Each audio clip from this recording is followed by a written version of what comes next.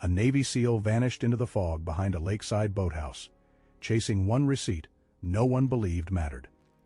Hours later, a German Shepherd K9 froze at a locked cold storage door, ears sharp, body trembling. Inside, the wounded SEAL lay beneath a silver rescue blanket, barely conscious, still hiding one torn clue in his sleeve. The young federal intern arrived too late to stop the darkness, but just in time to receive the truth. If you believe God still sends loyal hearts to find the forgotten, leave amen.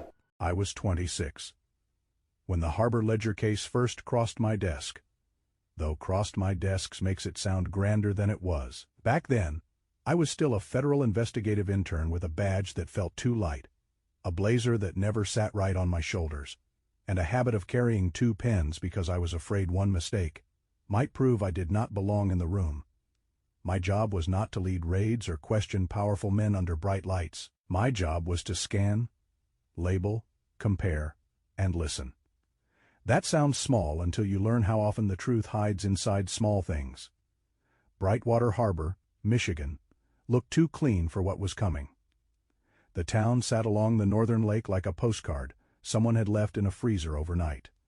The water was silver, blue under the morning sun. White gulls circled over the marina. Cedar-sided houses leaned toward the shore, their windows glowing with breakfast light. From the bakery across Main Street came the warm smell of waffles and cinnamon, sweet enough to make the whole town seem innocent. That was the first thing Brightwater taught me. Evil does not always arrive wearing a dark coat. Sometimes it comes smiling, with polished shoes, a charity brochure, and a promise to help seniors live with dignity.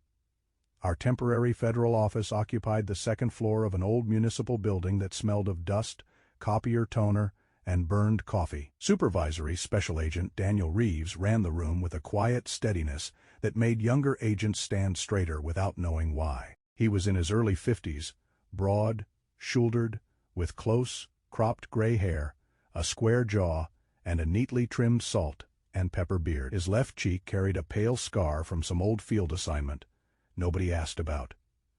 Reeves was not unkind, but he had the face of a man who believed sympathy should never be allowed to contaminate evidence. Rin lay beside my chair, massive and still. He was a 5-year-old German Shepherd, sable-coated, with dark mahogany along his back and storm, gray shading around his muzzle. He had the patient eyes of an old soldier and the ears of a courtroom judge. Rin did not waste movement. When he shifted, it meant something. When he stared, I wrote it down. That morning, his chin rested across his paws, but his eyes tracked every person who entered the room. Eleanor Price came in at 9:17 a.m. I remember the time because I had just spilled coffee on a stack of blank intake forms and was pretending it had not happened. Eleanor was 72, small-framed, and dressed in a faded navy coat with pearl buttons, the kind of coat a woman keeps because her late husband once said it looked nice. Her hair was silver, white pinned carefully at the back of her head. Her skin was thin and pale, with soft brown age spots across her hands. She had the posture of someone raised to apologize before asking for help. In both arms, she held a brown document envelope as if it were a sleeping child. "I was told someone here could look at these," she said. Her voice did not break. That made it worse. Reeves nodded me forward. "Ward intake and scan full timeline." "Yes, sir." Eleanor sat across from me, knees pressed together, handbag tucked under one elbow. She explained that Harbor Renewal Trust had promised a lakeside housing project for seniors and veterans, safe units, modest returns, community gardens, medical transport. A chapel room. Everything sounded gentle, practical, almost holy. She had put nearly all of her retirement savings into it after 3 presentations at the community center, and 2 private calls from a woman named Marla Voss. The project site, Eleanor said, was nothing but a fenced lot north of town, a sign weeds, 2 idle excavators. No foundation, no workers, no homes. I had heard people cry before. Eleanor did not cry. She folded a tissue into smaller and smaller squares while she spoke, until it looked like a little white flag surrendering in her lap. I took the envelope from her and placed it on the floor beside the scanner box while I cleared my desk. Rin lifted his head. At first I thought he had heard something in the hallway. His ears pricked forward. His nostrils widened. He stood slowly, not with excitement, but with that controlled stillness that always made the room feel smaller. He stepped toward the envelope, lowered his muzzle, and breathed along the sealed edge. Once, twice. Then he froze. Rin did not bark. He only placed one heavy paw on the corner of the envelope. His brown eyes locking on mine as the faint smell of lake water and warm machine ink rose through the quiet room like a door opening under fog. The pause lasted maybe 3 seconds. It felt longer. "Rin," I whispered, not a command, just his name. He did not paw at it again. He did not tear it, did not nudge it toward me. He simply kept his weight there, pinning that envelope to the floor as if it might crawl away if he let go. Reeves looked over from across the room. "What is it?" "I don't know yet," I said. That was the only honest answer. I opened the envelope carefully. Inside were investment agreements, glossy brochures, printed account statements, and receipts that had been handled too many times by hands hoping the paper would become real if they touched it long enough. The faint smell made sense only after Eleanor told us Harbor Renewal Trust had returned her original documents from a lakeside branch office near the marina. Diesel, damp paper, thermal ink, cold water. Not the normal scent of a quiet investment office with carpet and lemon polish. I scanned everything, logged the pages, and began building Eleanor's timeline. My hands moved through the boring work. Date received, account number, transfer method, promised return, contact. It was the kind of task people overlook, because it has no sirens in it. But the scanner hummed like a dull little prophet beside me, feeding one page after another into the system. By noon, I had Eleanor's file open beside 2 others. Reeves had assigned earlier that week. One was a small busyness relief application from a company with no visible employees. The other was an amended tax return connected to a local office called Lighthouse Tax and Relief. On the surface, the files did not belong together. Different names, different purposes, different victims. Then I saw the receipt format. Not the same number. That would have been too easy, and real cases rarely show mercy like that.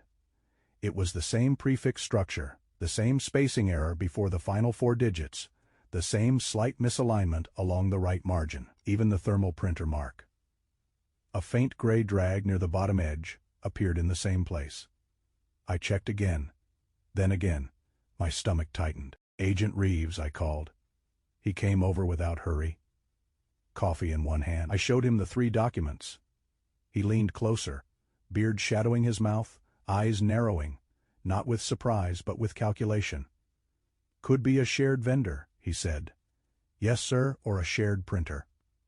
Across the room, an IRS analyst named Priya Nair looked up from her laptop. She was 38, lean, sharp-eyed, with dark hair cut just below her chin and a calm face that made numbers seem afraid to misbehave around her. "Send me the scans," she said. "All 3. I did. Rin sat beside me again, but he did not relax. His gaze stayed on the envelope, and for the first time that day, the lake outside the window no longer looked peaceful to me. It looked like something wide enough to hide a secret. I looked at the screen, at the matching prefix, the crooked margin, the ghost mark of the printer. Eleanor's shaking hands, the empty lot, the promise of homes that did not exist. I leaned down, close enough that only Rin could hear me. "This isn't a receipt," I whispered. "It's a map." By the 3rd day, the Harbor Renewal Trust file had stopped looking like one complaint and started looking like a table set for too many empty chairs. Priya Nair pulled the first batch of transfer records, and the names came in quietly, one after another. Retired teachers, widows, 2 small-town mechanics, a church pianist, a former Coast Guard cook, and 3 veterans who had trusted the word renewal, because men like Everett Vale knew how to make a promise sound like a prayer.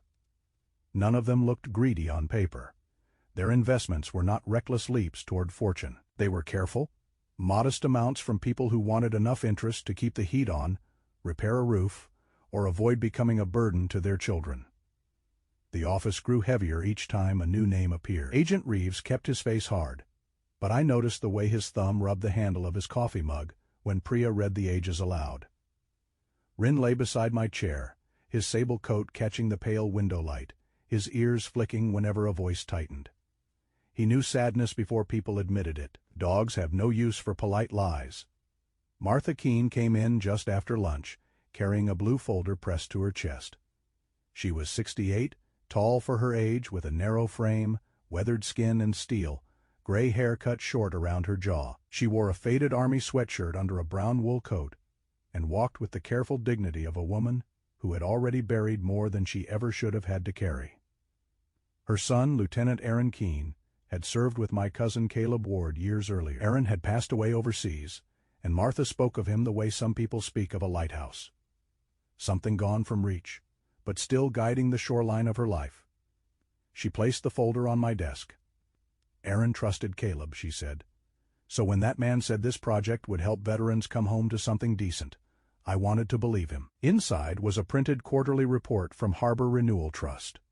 It showed steady returns, neat columns, clean percentages, and little phrases like low-risk asset growth and community-backed development.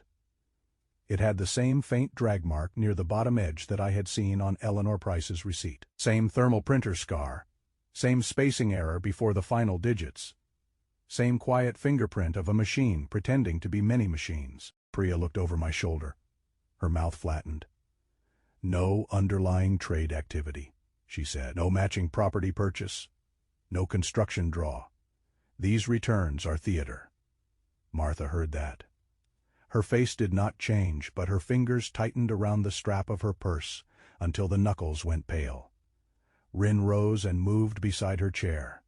He did not jump or crowd her. He simply stood there, his broad head level with her hand. After a moment, Martha lowered her fingers into the fur behind his ear. He knows, she whispered. I wished I could tell her we knew enough. We did not. We had patterns, smells, paper scars, and a growing line of wounded people. But a pattern is not a case until you can prove who made it and why. Caleb arrived that evening as the lake turned copper under a low sun. I saw him through the office window before he came upstairs. 6'2", broad through the shoulders, dark blonde hair clipped short, a week of rough beard along a hard jaw, and a faded Navy field jacket that looked like it had survived weather, smoke, and every bad decision he had ever made. Caleb was 34. A former Navy SEAL working as a contract security consultant for the Interagency Support Group. He had no authority to investigate on his own. He knew that. The problem with Caleb was never ignorance, it was certainty.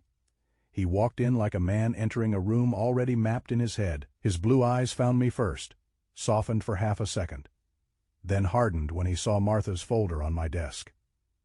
Jess, he said. Caleb. He glanced at Rin. Still judging everyone?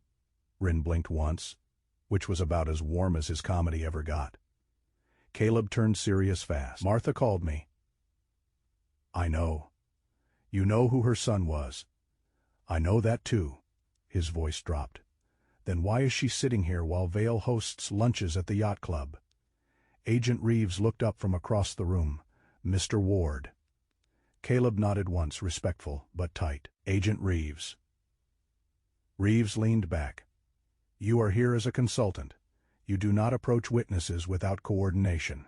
You do not follow targets. You do not improvise. Caleb gave him a small smile with no joy in it. Would not dream of it.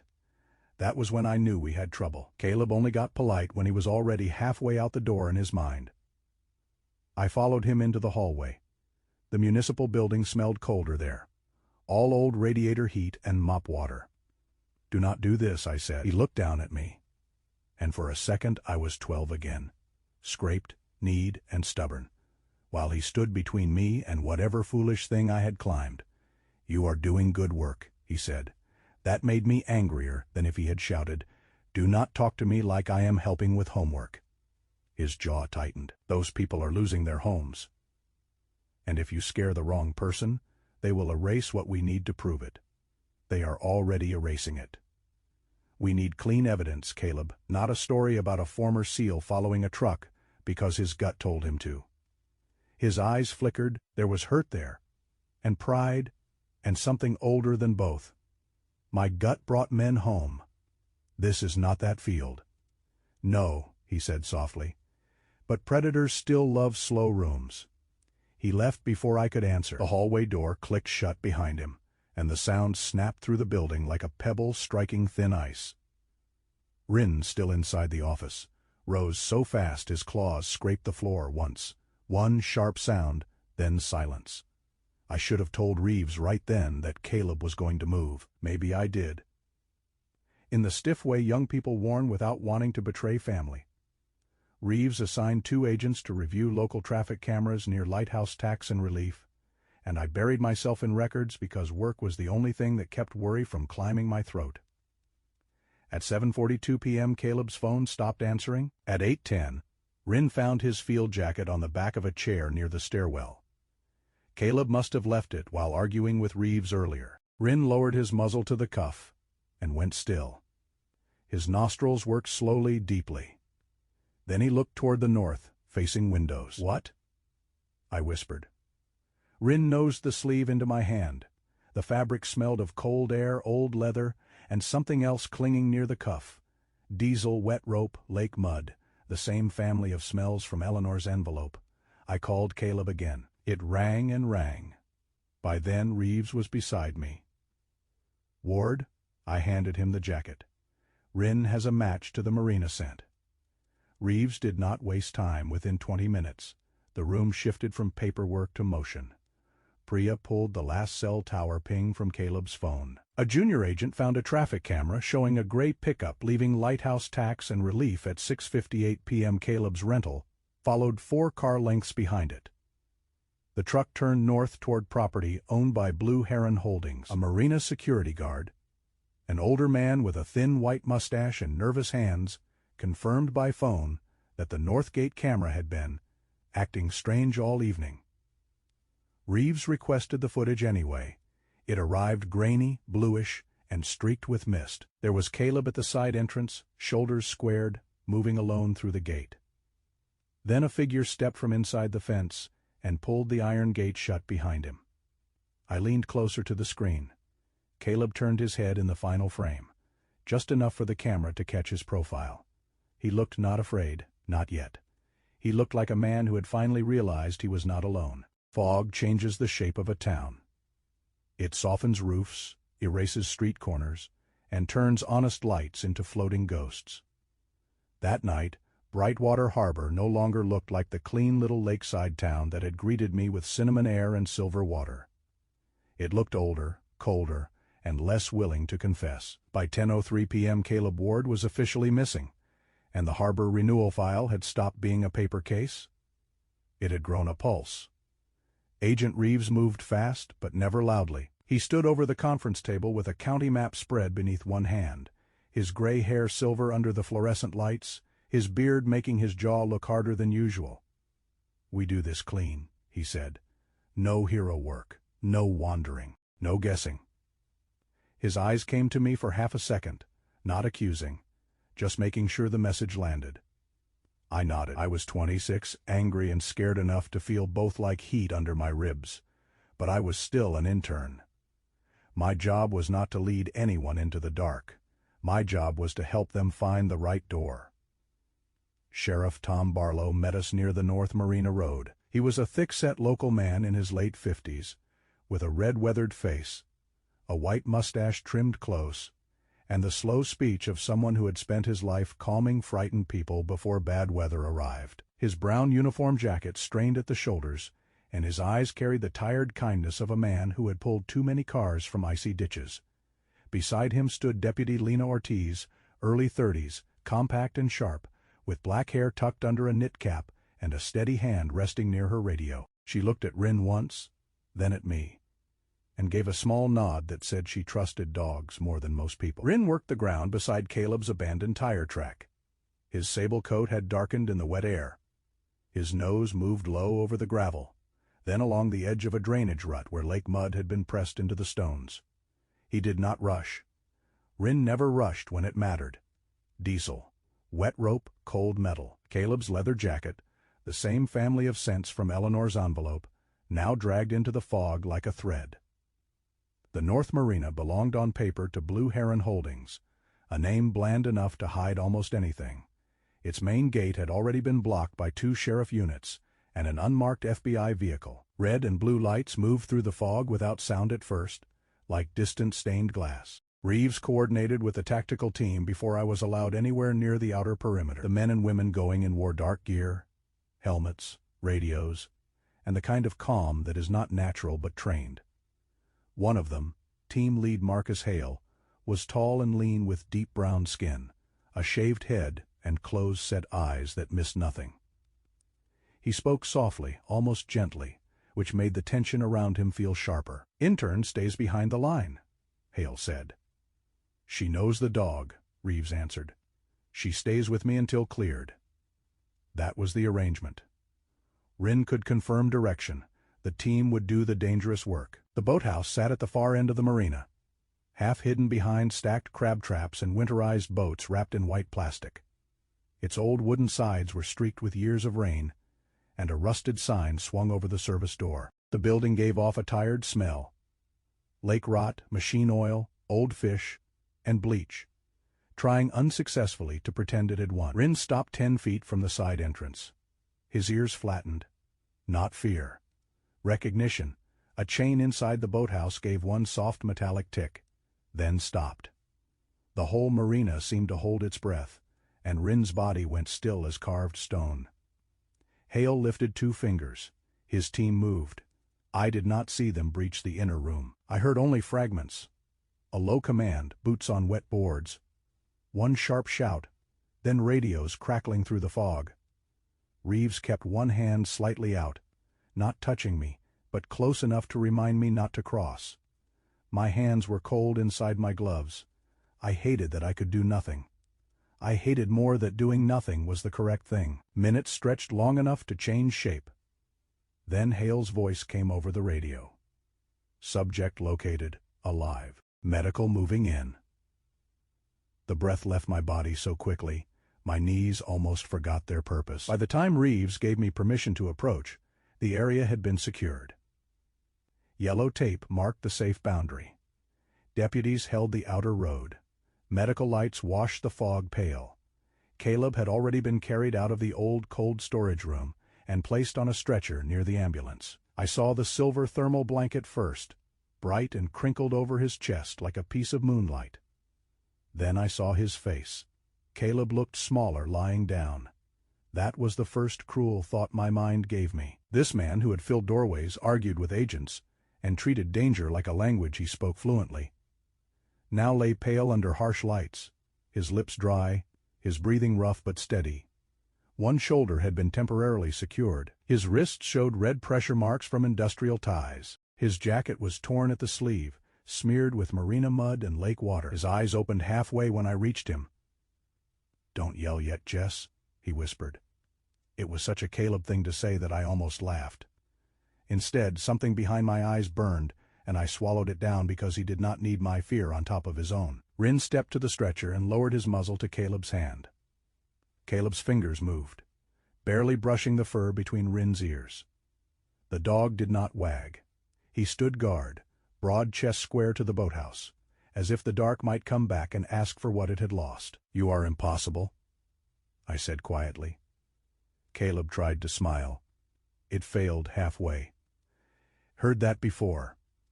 Reeves crouched on the other side, professional controlled. "Can you tell us what happened?" Caleb's eyes shifted toward him, then back to me. Followed the truck 2 men. Took my phone. His breath hitched, and the medic, a calm woman named Nora Pike with freckled cheeks and copper hair tucked in a low braid, warned him to slow down. Nora had the firm gentleness of someone used to keeping people alive while they insisted they were fine. Caleb moved his right arm a fraction. "Sleeve," he murmured. "Blue Heron." I looked down in the torn seam of his jacket sleeve. Something pale was tucked against the lining. Reeves did not let me touch it. He called evidence protocol immediately. A gloved agent photographed the sleeve, removed the fragment, and sealed it in a clear bag. It was a torn receipt from Blue Heron Logistics. Thermal paper, faint gray drag mark. a timestamp close to the processing date on Eleanor's documents. 2 handwritten initials near the bottom. E.V. and N.C. Everett Vale. Nolan Creed. Maybe not proof yet, but direction. An urgent call came in before the ambulance doors closed. Priya's voice sounded thin through Reeves's phone. Lighthouse Tax and Relief's primary server had been wiped. Several accounts were already being moved. Reeves's jaw set. He looked toward Caleb, then toward the boathouse. Caleb had been found. The case had been wounded. I stood beside the stretcher as Nora loaded him into the ambulance. Rin pressed his shoulder against my leg, grounding me with warm, steady weight. I looked at the fog swallowing the marina lights, and understood the truth of that night. We had saved my cousin from the dark, but Caleb's mistake had stirred something larger beneath the lake. The second week began with a silence that felt organized. It was not the silence of peace.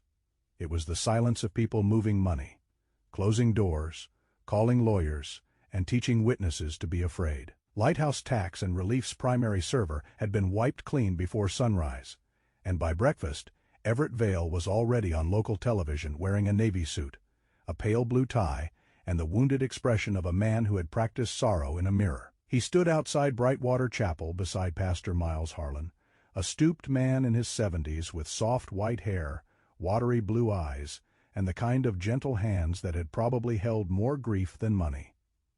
Behind them stood 3 veterans in dress caps and 2 elderly women from the senior center. Everett spoke about patience, misunderstanding, and his lifelong commitment to Homes for Heroes and Elders. He was 61, tall and silver-haired, with smooth skin, polished shoes, and a voice warm enough to melt butter on a winter plate. That was what made him dangerous. He did not look like a man taking from the vulnerable. He looked like the man your grandmother would trust to walk her across an icy street. Agent Reeves watched the broadcast without changing expression. Priya Nair stood beside him with a tablet under one arm, her mouth set in a hard line. Rin lay at my feet, but his head was up. Every time Everett's voice rose, Rin's ears shifted forward as if tone itself carried a scent.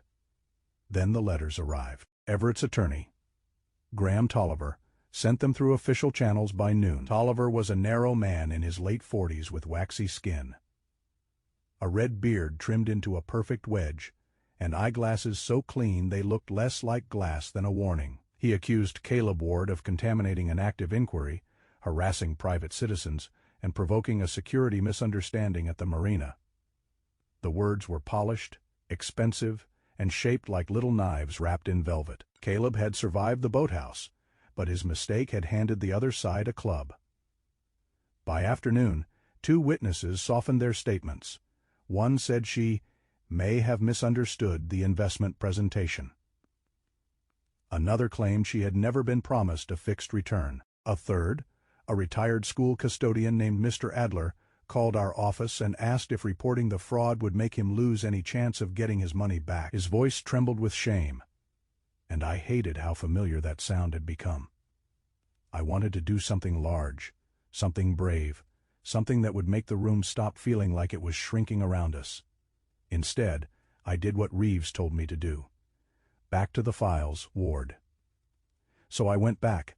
I built comparison sheets until my eyes burned. I lined up investment receipts, amended tax filings, small business relief forms, vendor invoices, and distribution statements. I checked timestamps against transfer dates. I checked spelling. I checked margins. I checked the boring little seams where fraud sometimes forgets to change clothes. That was where I found it. The word maintenance had been misspelled, the same way across 5 different documents. Maintenance. Same missing letter, same wrong confidence. One document came from Harbor Renewal Trust, one from Lighthouse Tax and Relief, one from a supposed repair vendor called Northern Dock Solutions. 2 came from businesses that had received relief funds, despite having no payroll records Priya could confirm. I kept digging. The logins were next. 3 separate accounts, 3 different company names, all accessed from the same IP address during late-night windows between 1:12 and 2:06 a.m., then the consulting fees. Always just under the amount that would draw fast attention, always routed through Blue Heron Holdings first. Money came in clean, looking money went out split, renamed and dressed for church. I brought the sheet then again. "This is not proof," she said. "I know." Her eyes lifted to mine. "But it is a pulse." Reeves got the warrant team moving for a limited search at Lighthouse Tax and Relief. Not a grand sweep. Not the kind that lets television reporters stand outside and feel important. Just a narrow recovery order built on the files we could support.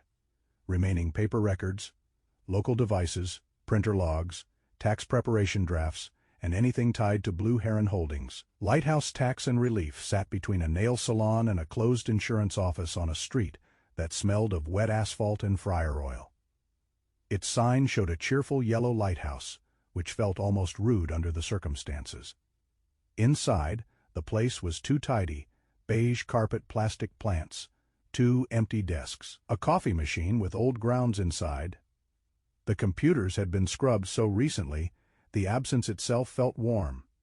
Nolan Creed was not there. His assistant, a pale young man with sandy hair and bitten fingernails, kept saying he only handled appointments. He looked relieved every time nobody asked him a question twice. Rin moved through the office on a loose lead, calm but alert. He sniffed under desks along baseboards, near the copier, then lost interest in the machines entirely. He walked toward the back wall where an old filing shelf leaned beneath boxes of outdated tax guides. Rin stopped so suddenly the leash went still in my hand. A tiny scratching sound came from behind the shelf, one dry, nervous scrape. Then the stale wall breathed out the smell of damp paper, old glue, thermal ink, dust and mice. "Agent Reeves," I said. He turned. He did not ask me if I was sure. By then, he knew Rin did not make theater. Deputy Ortiz helped move the shelf. Behind it, the drywall panel sat a hair uneven, its bottom edge scuffed where it had been opened before. A forensic tech removed it carefully. Inside was a narrow wall cavity, and inside that sat a gray plastic storage bin sealed with packing tape. The room changed when they opened it. Not loudly, not dramatically. It simply became heavier. There were draft tax returns with handwritten notes in the margins, vendor invoices marked as business expenses that looked very much like personal purchases, a list of shell companies tied to relief applications, distribution schedules showing investor payouts made not from profits, but from later investor deposits. A folder labeled BH Flow contained a simple diagram in blue pen: Harbor Renewal Trust to Blue Heron Holdings, then to consulting vendors, marina maintenance, dock repair, private asset accounts. Nolan had kept it all, not because he was careless, because frightened men keep insurance against the men who frighten them more. Priya crouched beside the bin, photographing page edges before anything moved. "This is why he held paper," she said quietly. If ever it turned on him, Nolan wanted a blade of his own. Reeves looked at me. "Ward, start names, cross-reference with investor list." My hands did not shake this time. I opened the first folder, then the second. Eleanor Price appeared on page 3, Martha Keene on page 7. After that came names I had never seen before, and would never forget. 93 investors, an estimated $18.7 million. The number sat on the page like a cold stone. Rin pressed his shoulder lightly against my knee. Not excited, not proud, just present. At the top of one sheet, in handwriting that matched Nolan's appointment notes, was a line: "Blue Heron receives first. Split after clearance." I read it twice.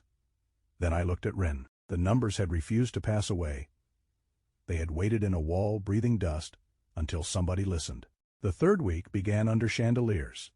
That was the strange cruelty of Brightwater Harbor, while 93 investors waited for answers, and Caleb sat at home under orders to stay away from the case. Everett Vale filled the yacht club with white roses, brass music, polished shoes, and speeches about compassion. The event had been scheduled months earlier. Reeves reminded us before Caleb's mistake, before the boathouse, before Nolan Creed's hidden papers breathed dust into our hands. Canceling it would have looked like fear. Holding it looked like innocence.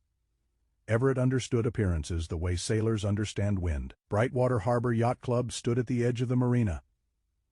All wide windows and cedar beams, warm light spilling across the dark lake. Inside, servers moved between round tables, dressed in cream linen. Small American flags stood beside folded programs that read homes for heroes and elders. There were county officials, donors, retired service members, older couples in church clothes, and local reporters with quiet cameras. The room smelled of lemon polish, wool coats, lake air, and expensive perfume trying to hide nervous sweat. I was not undercover. Reeves made that plain twice. I was there as support, wearing a dark dress under a black coat, a small earpiece tucked behind my hair, and a visitor badge that felt heavier than my intern credentials ever had. My job was to observe, identify, record, and keep Rin in position as part of the approved K9 security presence. Rin looked almost ceremonial beneath the lights.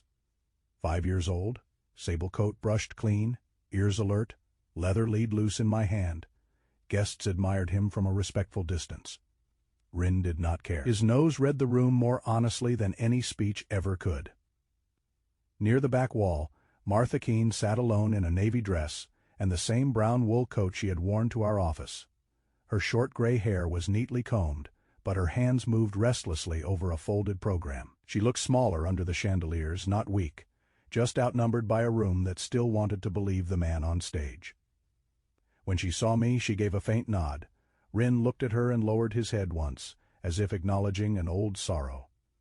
Then Everett Vale walked in. He wore a charcoal suit, silver tie, and the kind of smile that made people straighten their posture without knowing why. At his side moved Marla Voss, the real estate face of Harbor Renewal Trust. She was 43, tall and narrow with honey.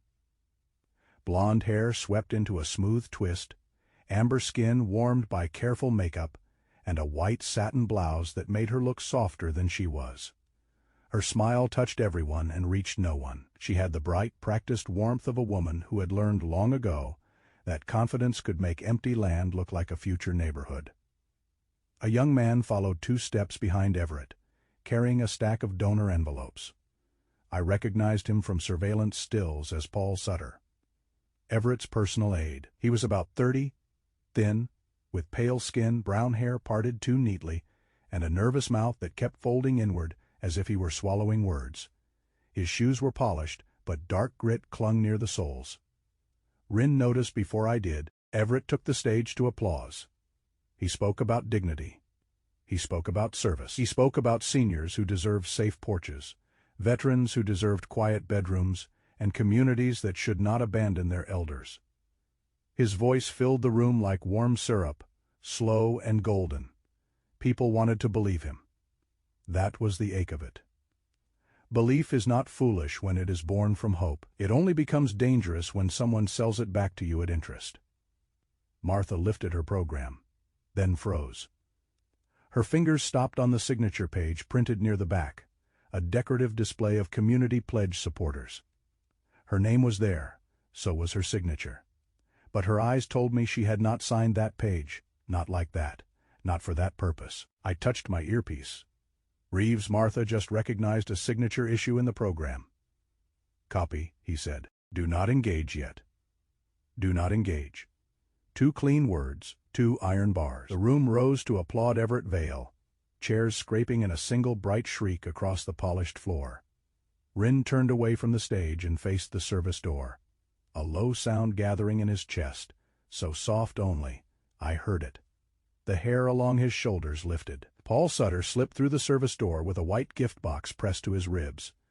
It was the kind of box used for donor plaques or commemorative glass. A gold ribbon curled across the lid. To anyone else, it looked harmless, almost sweet. But when he passed us, Rin's nose snapped toward his shoes. Old boathouse wood, diesel, cold, storage cleanser, and damp rope. The same place that had held Caleb, the same shadow wearing a different suit. Reeves, I murmured. Sutter just moved through service exit with a box. Rin has boathouse scent on his shoes. Hold position, Reeves said. Team 2 has eyes. Holding position was the hardest thing I had done all week. Through the window, I saw the far edge of the security line outside. Caleb stood beyond it under a marina lamp, one arm still guarded against his side beneath his jacket. He was not supposed to be there, or maybe he was allowed only to exist at the edge of things now. His face was pale in the cold light, beard rough along his jaw, eyes fixed on the service door. He saw me see him. He did not move forward. Good, I thought. Please, for once, stay. Everett continued speaking behind me. Trust, he said, one hand over his heart, is the foundation of every home. I wanted to laugh. Martha looked down at the false signature in the program, and her face changed. Not dramatically, not loudly. The change was smaller and sadder than that. It was the look of a woman realizing the thief had not only taken her money, but had borrowed her name to decorate the doorway. Reeves's voice came through my earpiece. Sutter is heading toward the south dock, box confirmed. We have camera, we have follow. Warrant team is staged at the marina. No stop unless destruction risk. Nolan was trying to move the harbor ledger. That was Priya's working theory now. The hidden paper files had scared him. Everett wanted the full ledger retrieved or erased. Nolan wanted leverage to buy his way out. Between two frightened men, the truth was being carried in a gift box under a gold ribbon. Rin leaned into the lead, not pulling hard, just enough to tell me where the night had turned. I stayed where I was until Reeves gave the signal to reposition near the exterior corridor. Procedure. Not panic. Evidence, not anger. Caleb's mistake had taught us that lesson with a stretcher and a silver blanket. Outside, the lake wind cut through my coat. Sutter moved below the deck lights, box tight against his chest, followed at a careful distance by agents who looked like guests leaving early. Caleb stood behind the security barrier, jaw clenched, helpless and furious. I wanted to go to him. I did not. He did not ask me to. Rin stood beside me, ears forward, eyes on the dock. The ledger was leaving the chandeliers behind, returning to the water, back to the place where darkness thought it knew every hiding place. I tightened my grip on Rin's lead and waited for the next command. The last night of the case smelled like lake fog and old machinery. Brightwater Harbor had gone quiet after the gala, but not peacefully. It was the kind of quiet that comes when a room full of people knows a secret is moving somewhere in the dark. Paul Sutter's white gift box had left the yacht club under a gold ribbon, followed by 2 plainclothes agents, 3 cameras, 1 unmarked sedan, and every ounce of Patience Agent Reeves still had left. Rin and I stayed where we were told until the order came. Procedure first. That lesson had weight now. It wore Caleb's pale face and a silver thermal blanket in my memory. The box led us back to Blue Heron property, to the cold storage building behind the marina, where Caleb had been found. From the road, it looked abandoned.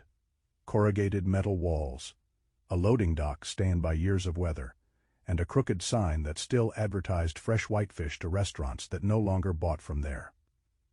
The lake pressed against the pilings below, making the whole place creak softly, like an old man shifting in his sleep. Team lead Marcus Hale and his tactical officers entered first.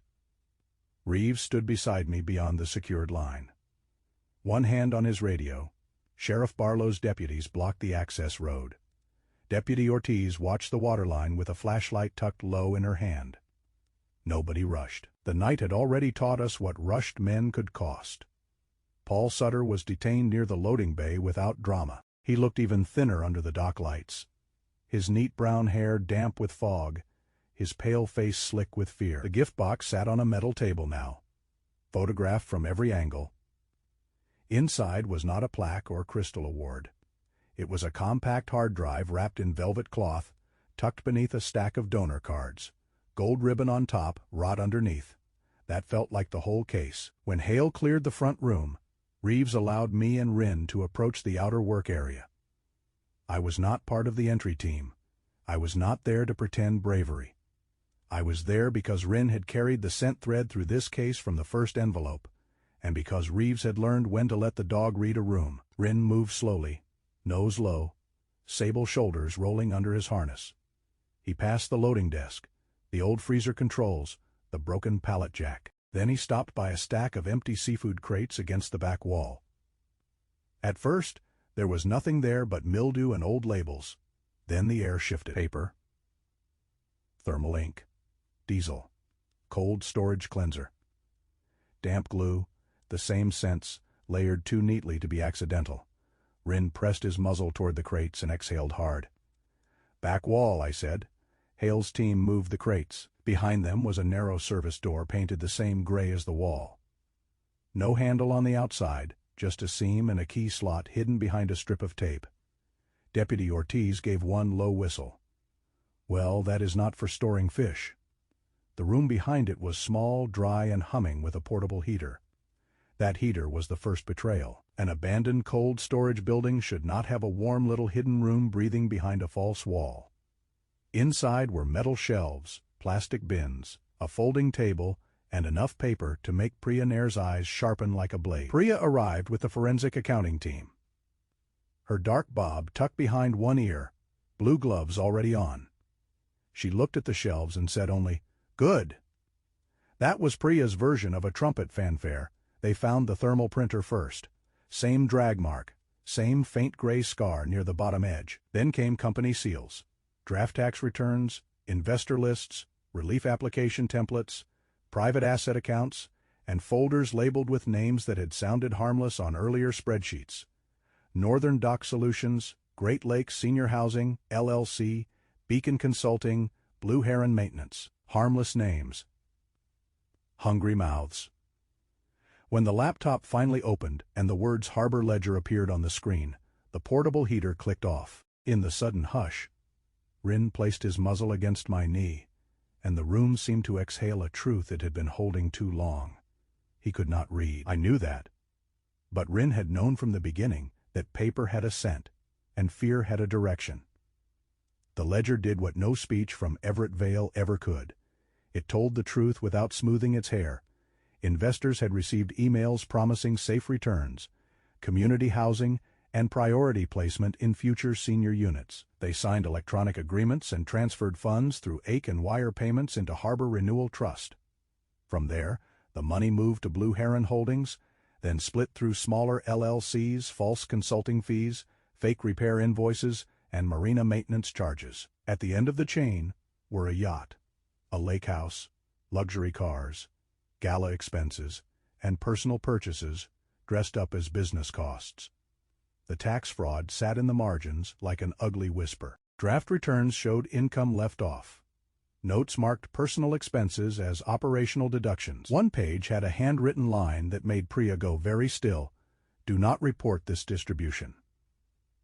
Hold under BH wire fraud.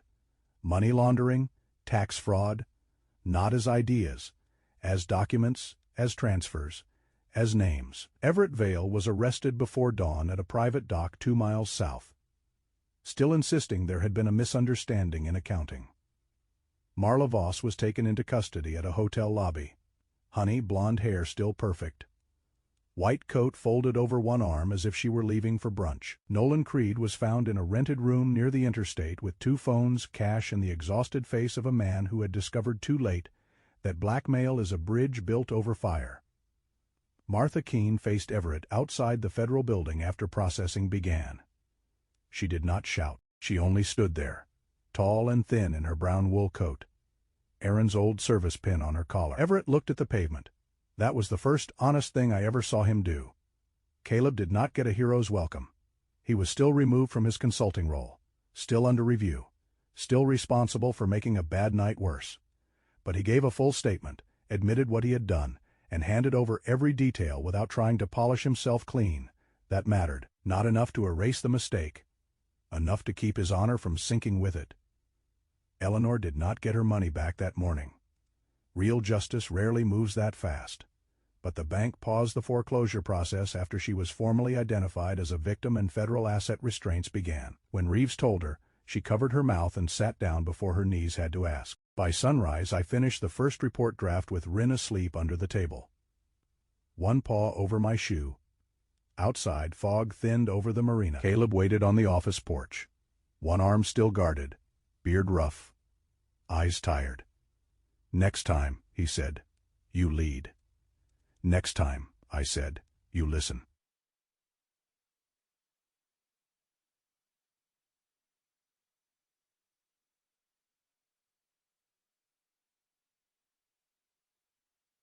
On the damp boards, our prints appeared in the morning mist. My shoes, Caleb's slower steps, Rin's steady paws, not perfect, not clean, but finally, unmistakably. moving toward the light. In the end, the Harbor Ledger case was never only about money. It was about trust. It was about the quiet savings of ordinary people. The names written on old checks, the houses built by tired hands, and the dangerous way greed can dress itself in kind words. Jessica learned that justice does not always arrive like thunder. Sometimes it comes through patience, through a small mistake on a printed page, through a dog's nose catching a scent no one else noticed, and through one honest heart refusing to look away. Rin could not read a ledger. He could not understand wire transfers, tax forms, or shell companies. But he understood fear. He understood sorrow. He understood when a human hand trembled too long over a piece of paper. That is the quiet miracle of animals. They do not ask how much money we have, what title we carry, or how many mistakes we made yesterday. They simply stand beside us. Sometimes God sends comfort with gentle eyes, 4 paws, and a loyal heart that knows how to guide us back when the world feels too dark. This story reminds us that a good life is not built by taking from others. It is built by protecting the vulnerable, telling the truth even when it costs us, and choosing patience over pride. Caleb had courage, but he had to learn that courage without discipline can hurt the very people it means to save. Jessica had intelligence, but she had to learn that truth often hides in small, humble places, and Rin reminded them both that love is not always loud. Sometimes love is a steady presence at your side. In our daily lives, we may not face a case worth millions of dollars, but we all meet smaller tests of character. We can check on an elderly neighbor. We can be honest in business. We can listen before judging.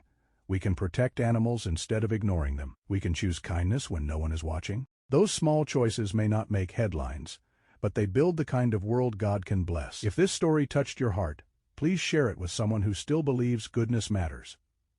Leave a comment and tell us where you are watching from, or share a story about an animal who helped you through a difficult season.